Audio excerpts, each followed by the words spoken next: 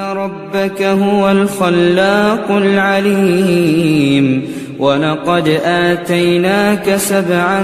من المثاني والقرآن العظيم لا تمدن عينيك إلى ما متعنا به أزواجا منهم ولا تحزن عليهم واخفض جناحك للمؤمنين وقل إني أنا النذير المبين كما أنزلنا على المقتسمين الذين جعلوا القرآن عضين فوربك لنسألنهم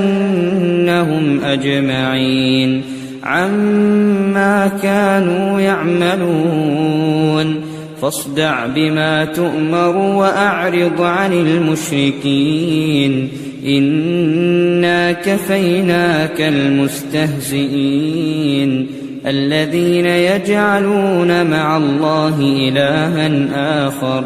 فسوف يعلمون